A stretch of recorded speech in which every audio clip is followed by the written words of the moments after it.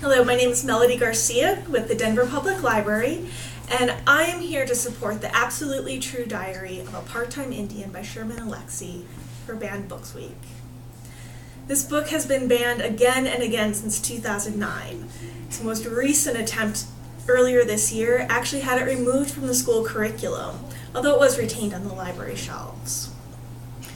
One of the reasons that this book has come under such scrutiny is because it is such an amazing book that teachers want it in their schools. It tells the story of a Native American boy living not in a teepee sometime in history, but in today's society, and brings light to the struggles on the reservation. We need diverse books. And more than that, we need books that can look at the adversity of life and still find a positive message in it. And that's what you find in the Absolutely True Diary of a Part-Time Indian.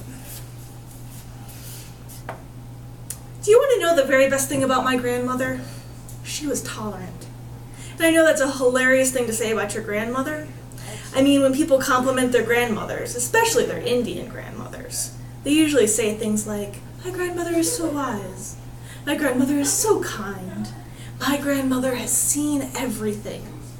And yeah, my grandmother was smart and kind and had traveled about 100 different Indian reservations, but that had nothing to do with her greatness.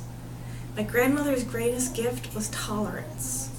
Now, in the old days, Indians used to be forgiving of any kind of eccentricity. In fact, weird people were often celebrated.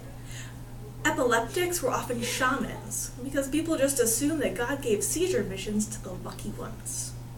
Gay people were seen as magical too. My grandmother had no use for all the gay bashing and homophobia in the world, especially amongst other Indians.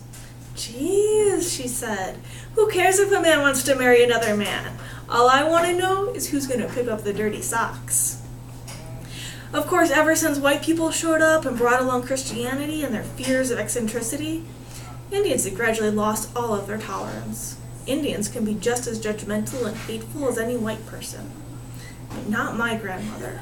She still hung on to that old-time Indian spirit, you know. She always approached each new person and each new experience the exact same way. Whenever we went to Spokane, my grandmother would talk to anybody, even the homeless people, even the homeless guy who was talking to the invisible people.